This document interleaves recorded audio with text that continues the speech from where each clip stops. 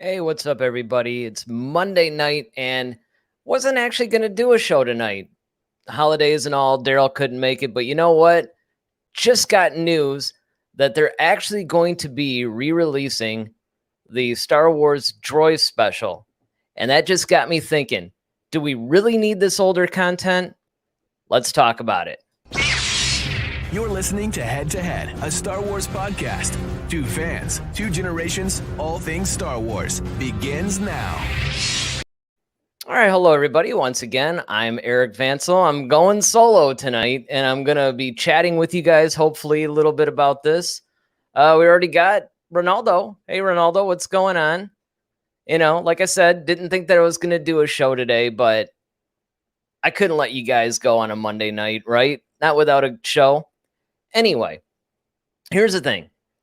I just got word, like, I don't know, sometime earlier this afternoon that Disney Plus is going to be re-releasing the Star Wars Droid special. Now, I don't know. It was actually like a series. It was a limited series. I think it went for, I want to say it was like maybe a season, maybe two. I don't know. You guys could probably help me out in that regard. But yeah, it's really, really kind of strange that all of a sudden Disney Plus is going to have all this older content. And my question for you guys is, do we really need it? Now, again, this is probably going to be a little bit of a shorter show because, again, it wasn't really 100% planned, but I wanted to get your guys' thoughts on this because obviously there must be some sort of a demand. Otherwise, Disney wouldn't even bother with it. But they're going to be releasing the Ewok Adventures. There was like a couple of Ewok movies. They're releasing the original Clone Wars shorts that were like, I don't know, maybe like 2 or 3 minutes a piece or something like that. So, you know, that's coming out. So there's going to be like all this older content. And what's really surprising to me is that I didn't really think that there was any demand, honestly, for this older content. I thought that, you know, this is going to be buried in the Lucasfilm vaults. And it actually makes you wonder, are they even going to start releasing the Star Wars 1978 holiday special? Now, Lucas had said that he would rather die than have that thing released, and he tried to destroy all the masters and all this other stuff. But I don't know. It makes you wonder. You know, it makes you wonder if they're actually going to re-release that. Are we eventually going to get the theatrical releases of the original trilogy? You know, all the doors are open for this. I mean, I was just sitting here thinking about it. Like, the Droid Adventure thing was the final straw. Now, I have to tell you guys, I actually liked the Star Wars Droid Adventure series. It wasn't actually canon, but it was kind of a cool little thing. And you have to remember that back when it came out, which is like, I don't know, I want to say it was like 82. Maybe it was more like 85. I remember after Return of the Jedi, they had this whole thing about releasing all this weird Star Wars content. I mean, I don't know if you guys saw the Ewok Adventures or not. I'm assuming a lot of you guys have, if you're, you know, at least somewhat hardcore fans. But they were kind of weird. I mean, the Ewok thing was actually pretty depressing. It's really kind of funny. But I just thought that this was a really strange thing. And if you guys hadn't seen the Star Wars Droid Adventures, it follows R2-D2 and C-3PO as they're just going off on all these little weird adventures themselves. And I don't know. Again, it's one of those things that I just think that in the grand scheme of things, I would much rather see them move forward. I mean, I think it's cool. Don't get me wrong. I think it's cool that they're going back and they're re-releasing stuff and they're, you know, trying to maybe bulk up some of their content a little bit. But I'm not 100% sure we really need this content. I don't even think this content was all that popular when it came out. I mean, you know, you guys tell me. Maybe it was, and maybe I missed something. But, you know, I got to tell you, I think that people, as the world opens up, because the pandemic, even though it's going to be around for a while, it's not like we're going to have big events anytime soon. But, you know, movie theaters are starting to open up. I'll tell you guys, I just Like yesterday and today, I went to the movies for the first time in probably like a year and a month. I think the last movie that I saw in the theater before yesterday was The Hunt. And that was like the day before the lockdown hit. So I think that what's happening is all these streaming services are starting to freak out because for the last year, they've essentially had a captive audience, right? I mean, people wanted more content and more things to watch. Well, now that they're going to start to presumably lose that audience, I don't know. So Ronaldo says, we don't need Droids or Ewok series, but considering that Resistance was canceled, they need content for very young children. You know what? That's a good point. But to that point, though, I almost think that I would rather see new content. Because if you think about it, and again, young kids probably aren't going to be all that hung up on the whole, outdated animation or whatever. In fact, I actually think that there's something kind of quaint and cool about the animation that they use for droids in particular. The Ewok series, I think they had an animated one, and they definitely had those movies. Like, what was one? Caravan of Courage or something like that. But yeah, I don't know. I mean, Resistance was canceled probably because it wasn't doing very well, because Star Wars, as time has gone on, is not necessarily being targeted towards really young kids anymore. When I first saw Star Wars, I was like 7 years old. Actually, I was probably still 6 years old. And it seemed like that was what Lucas was going for. But the interesting thing that's been happening is as the generations have progressed and as more and more people are getting into Star Wars, it's almost like the target audience is following that original group that I happen to be a part of. That's why we get things like The Mandalorian, because things are a little bit more targeted to adults. Now, I do agree, though, that you still need to keep Star Wars at its core audience. You still need to get something for the kids. Maybe not the really little kids, but definitely something in there for, the smaller, maybe like the 6 to 12-year-old audience. That would probably be, to me, what would be the best target audience for that. On the other hand, it's really hard for them. I don't envy them, because what audience do you market Star Wars for now? You have people that are, 4 or 5 years old, all the way up to, like 80 years old, that have seen Star Wars and love Star Wars. And they all have very different needs as far as what they would like to see in a series. So who do you market that to now? Do you market it? Do you follow it demographically with money? Do you say, okay, maybe between like 25 and 40 or something like that? But even that market, they're going to want slightly different things from Star Wars. I'm further and further into the High Republic now. I've read I don't know, I'm a little bit past a quarter of a way through Light of the Jedi. Light of the Jedi is a really good book. It's the first novel in the High Republic series. It's something that I think could appeal to a wide age group. And I have to wonder why they're not trying to maybe make something like an animated High Republic series. Now, again, don't get me wrong. I understand that, they have all this stuff in their vault. Why not? Right? Why not just release it? I mean, why not actually just go back and say, hey, we have droids, we have Ewok Adventures, we have all this stuff.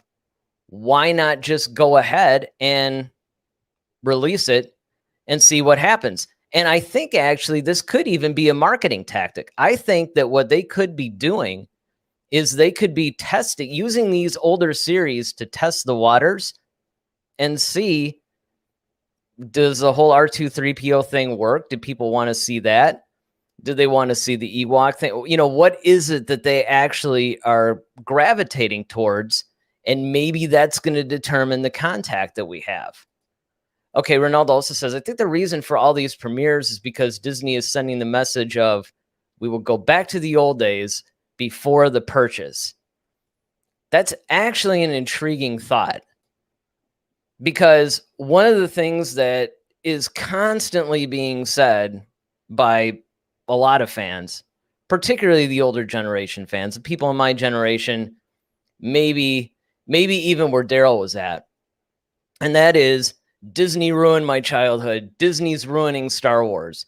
They're even getting to the point now to where with all these series, as I discussed on Friday's show, that, hey, let's just kind of do a soft reboot, right? We're going to go back and we're going to, kind of reboot the series in a way that you're not necessarily erasing the sequel trilogy, but at the same time, you're going around it.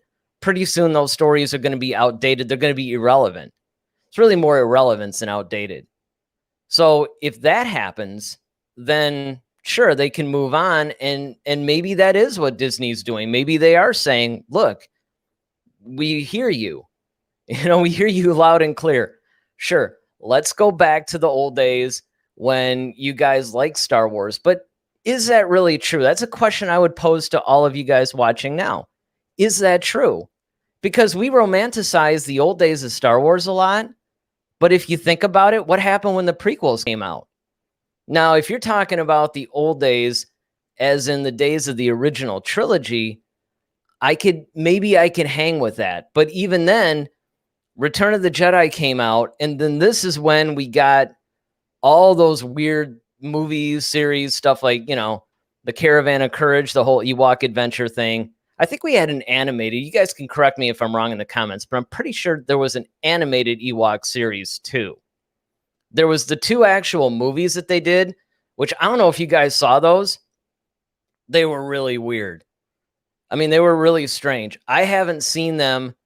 I think I saw them on YouTube or something a couple of years ago because I was really curious. They popped up and they were so odd. I didn't like them at all. They didn't actually feel like Star Wars. I think the second one felt a little bit better as far as the plot, and it was a little bit more interesting to me, but I don't know. Who on earth came up with the idea of featuring the Ewoks? Now, again, that does seem like a move of marketing more towards children, because obviously they were put in there. I don't know if you guys remember or not, but Return of the Jedi was actually supposed to feature the Wookiees. And Lucas wanted to do that whole primitive culture versus technological based culture. But essentially, it was going to play out like Revenge of the Sith. It was going to take place on Kashyyyk, and it was going to feature the Wookiees. And then at some point during the process, they gave all that up, and they came up with the cute little teddy bear creatures that we know as the Ewoks. Which I got to tell you guys, even as a 12-year-old watching it, I thought it was kind of silly. I actually thought it was a little bit beneath me. I thought, are you marketing this to like 5-year-olds or what? Because it actually took me, even at 12 years old, it kind of took me out of the movie a little bit. Because you spend 2 other movies really getting in and kind of like establishing this really evil, powerful empire that everybody's terrified of and everything else. And you mean to tell me they could be beaten by these cute, cuddly little teddy bears? Now, don't get me wrong. I pointed this out in several shows too. They weren't as cute and cuddly as everybody thought. I mean, they actually ate a lot of the stormtroopers. They were going to cook Han and Luke. And, it wasn't until 3PO came along that it's like, oh, okay, these guys are cool. But again, these are the kinds of decisions that it didn't seem like there was any kind of an end game, right? So you get that because Lucas has in his head, like, oh, yes, it's got to be marketed to kids. Got to be marketed to kids. Okay, well, then Phantom Menace comes out, and it's all this weird, like, trade federations. Like, there's no way a kid, maybe a more sophisticated kid, but I don't think the Phantom Menace, other than maybe having Anakin be like 9 or 10 years old or something in it, it didn't seem to me like that was really marketed towards kids. But in fact, as the prequels went on, one of the things that I appreciated about it was that it wasn't dumbed down for kids. I think kids could still understand the overall themes and stuff like that, but there was definitely a lot marketed for adults, for people who had grown up with it. Because again, this is the problem that Star Wars has. Star Wars is always going to have an issue with the more generations that come around and fall in love with the franchise, the more you're going to have this big mess now where you actually have to satisfy, like 8-year-olds, and then you also have to satisfy like 60-year-olds and everybody in between. And even if you took one demographic, even if you said, okay, we're going to primarily market to say between 20 and 40, or even 20 and 50, maybe even 15 to 35, but you guys get what I'm saying. If you pick like a demographic to where they would want a similar thing, even then you're going to get people that want different things from Star Wars. That's the beauty of Star Wars, is that there's something in it for everybody, but that's also, from a marketing perspective, the biggest problem with Star Wars is that who do you actually market this to? And I think that that's one of the biggest issues. Now, Ronaldo says, it's probably just out of nostalgia and to send the aforementioned message. I don't see much profit. Yeah. I mean, with the release of these older series, and especially, help me out, Ronaldo. Who's the guy? What's the name of the guy that did the little Clone Wars shorts? I keep forgetting the guy's name, Taka something or something like that, where it was the first time that we saw anything Clone Wars related. They were like these like 2 or 3 minute long things. And I mean, they were really cool. They were done in a very anime style, but why release those? I mean, if anything, I would like to see a longer form of that. I was kind of hoping that's what Resistance would have been like. Because I was actually one of those guys, and, Daryl tried to watch Resistance. I don't think he got past like maybe 2 or 3 episodes at the most. I, on the other hand, actually enjoyed it. It was definitely geared for kids. I will say that. It was, without question, geared for little kids. But at the same time, I thought that as time went on, it got a little bit more where they were exploring themes that could appeal to everybody. Yeah, that's it. Tartakovsky.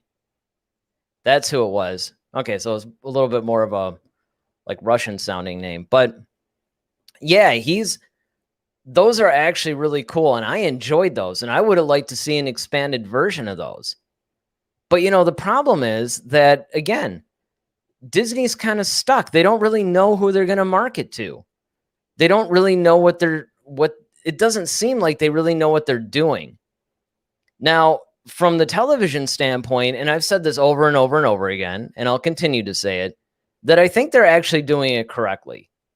And where the High Republic is concerned, I think they're doing that correctly. I think that it's coming in and, they're actually planning the whole thing. They're putting the pieces together. They're choosing the right people to do the right things. They're actually, where the Mandalorian's been concerned, they're actually looking at each individual episode and matching the right director for that episode. And that, I think, is fantastic. Those are the kinds of things that you have to do if you want to actually create a successful franchise. Because the problem is, Lucas basically kind of had his one and done mentality, right? He had a 9-story saga. Well, it was originally 12, but he cut it down to 9, and he made the middle 3 as the original trilogy. Then he decided he wanted to go back and, do episodes 1, 2, and 3. Then after that was done, he was like, okay, cool. Maybe I'll do 7, 8, 9. And actually, before he sold Lucasfilm, that's what he was going to do. But here's the thing. Lucas always had somewhat of an end game in mind. He wasn't trying to tell this like super expanded storyline. he was basically trying to focus on the Skywalkers. I think that's the reason why Star Wars is having such a hard time moving past the Skywalkers. I liken Star Wars as something to where, you show somebody how to do something, and then when they go to do it, it isn't quite as good as the person who's showing them. So then the person who's showing them kind of, takes the reins or whatever. I mean, it's the typical thing when you're learning to do something.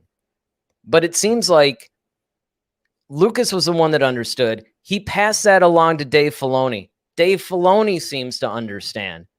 Filoni seems to be the guy who I think should honestly be the one who completely takes over the series. Now, I'm not saying he should be the guy that runs it as far as like a studio head.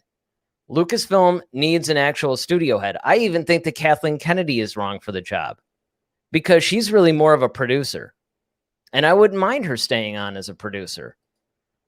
Ronaldo says, I think releasing Clone Wars 2003, that's when it came out. 2003 is a good idea. It's a cool and action-packed series, and it was. It absolutely was. It was something that when they actually announced they were doing the Clone Wars, I got to tell you, this is kind of funny because it turns out that the way that they did the Clone Wars was fantastic, but at first, I was kind of bummed that they weren't doing it in that style. But again, it's really hard to figure Star Wars out.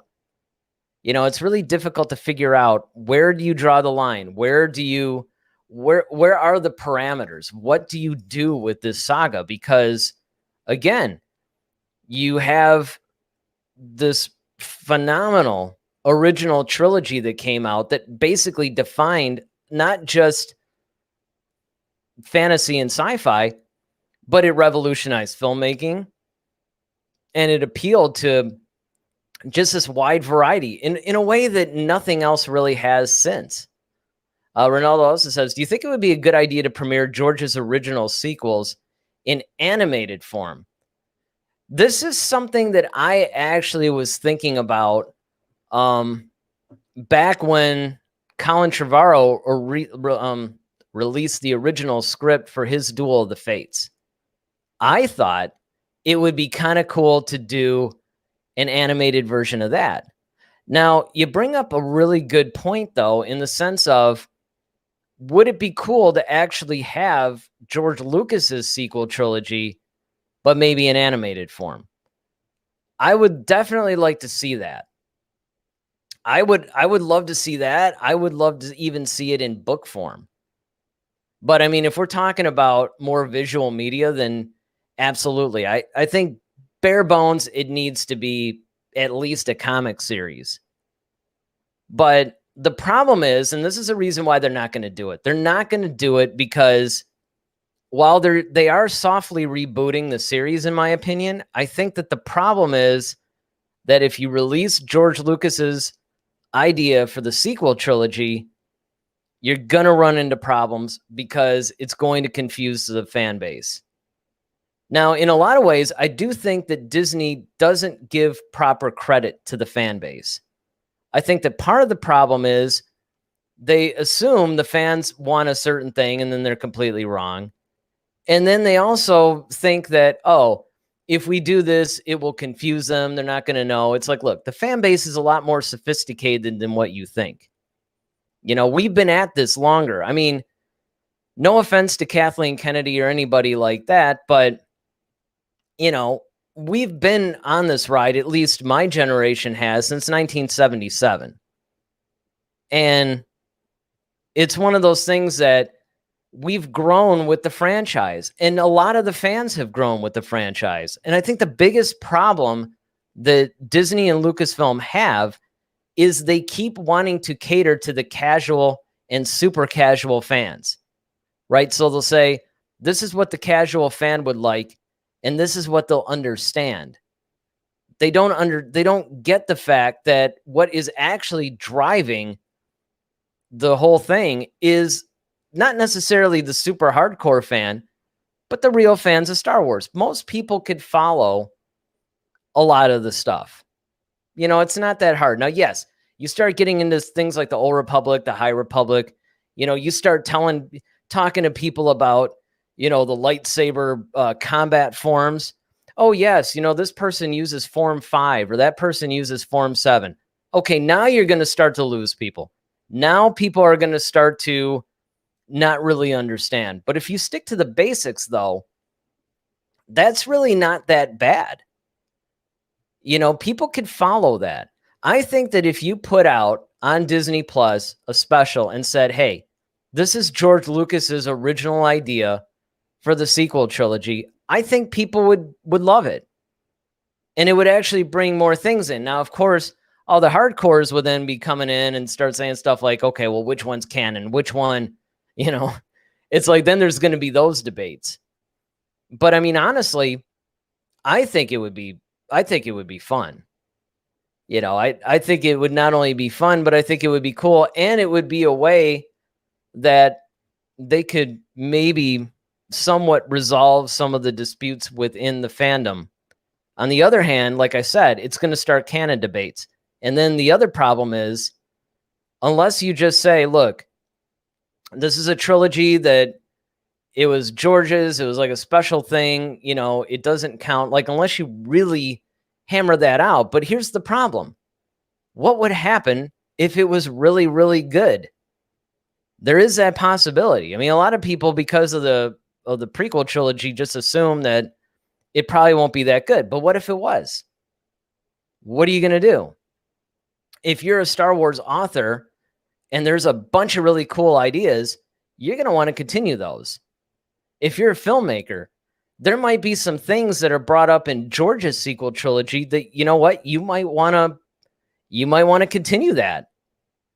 I mean, there's a lot of different things that could happen that could prove to be problematic for Disney, more so than what they would get if they just simply said, yeah, okay, you know what, we'll go ahead and we'll release the George's ideas for the sequel trilogy.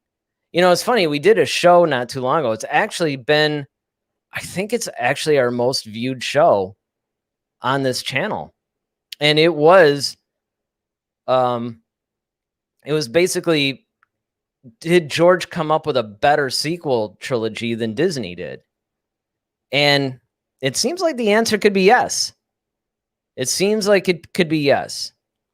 And so, what I'm hoping, because again, I wasn't trying to go on forever with the show tonight because I don't have Daryl. I wasn't even going to do a show tonight, but like I said, I was like, man, I gotta connect with you guys. We do go live here every Monday at 8 and every Friday at 8. And, the holidays kind of messed us up a little bit, but I didn't want to let things go without actually coming in and being able to chat with you guys. And again, this is kind of a thing because at first, we weren't really sure what we were even going to talk about today anyway. But when I started reading about this, it just started getting me thinking, like, where are they going with this stuff? They have all this older content that they're starting to release. And it really, I think, Ronaldo, you're probably right. It's probably a nostalgia thing. It's probably, look, we need to have some more content on Disney Plus. It's going to be a minute. But keep in mind, I mean, they're producing a bunch of shows, right? Obi-Wan went into production this month. And you've got the Cassian Andor series later on this year. We're going to have the Mandalorian. Well, actually, I think it's going to be the beginning of next year. But later in the year, around December, we're going to get the Book of Boba Fett. So that's going to be really cool. We got the Bad Batch coming up at the end of the month. Or no, I think it's May the 4th. May the 4th is when that premieres. But again, it's like a month from now or a little less. So it's not like there's a shortage of new content coming up. So I think that it's important that, they really need to figure out what it is that they're trying to do, because they'll say stupid little things like, oh, we're not going to release this because this would confuse the fan base. But then they turn around and release all this old stuff. Well, why wouldn't that confuse the fan base? I mean, I think that's where sometimes people aren't really thinking about it. Ronaldo says Bad Batch is coming. Yes. You know what? True story. I was not 100% amped up for the show. I have to admit, sorry, full disclosure here, guys. I wasn't super amped up for the Bad Batch, but I have to tell you guys, when I saw the trailer, this last trailer they put out, Now I'm all in. I am all in. I cannot wait for this show. I think it's going to be really cool because one of the things that I think is really fascinating is one of the things that they've never actually covered before. You had clones. Now you have stormtroopers. But how did they get there? Like, what happened in between? Because when the Empire is first formed, it's all clones. And then by the time episode 4 comes up, it's all stormtroopers. And you could say, okay, maybe they decommissioned the clones or whatever. But yeah, that realistically, something had to happen. And I'd like to see what that is. And it's really kind of a cool concept to see a batch of clones who were kind of outsiders to begin with. What's going to happen now? Because now they're in a world that's changing, I mean, insanely fast. And they have to try to get used to it. First of all, they have to get used to the fact that it was a government. Now what are they going to do? So again, this is some really cool stuff. I think that Star Wars, for the most part, is going in the right direction. The only thing that I'm a little bit leery about is this move that they're doing now where they're releasing some of this older content. But the question really is, what do you guys think? Is there a demand for this content? I mean, is this something that people want? Let me know in the comments section. Who's the one that's writing in saying, I want the Droid Adventures? And how do you guys feel about it? Do you guys think that it's a good idea? Do you think that they should make more stuff like this? Or do you think that this is just a nostalgia move? Let us know. But look, until then, I'm going to leave you guys. I hope you guys had a good holiday weekend. For those of you who celebrated Easter, I hope it was a good one. I hope you guys are going to have a good week. And hey, don't forget to tune in Friday. We'll be back here Friday night at 8 o'clock. Not sure what we're talking about yet, but it's going to be something current. It's going to be something good. So with that, I am Eric Vansel. May the force be with you always. Head to Head, a Star Wars podcast. Be sure to follow us on Twitter @HeadToHeadSW. Submit your questions for our next show. Visit our official website at headtoheadswpodcast.com. Until next time, may the force be with you always.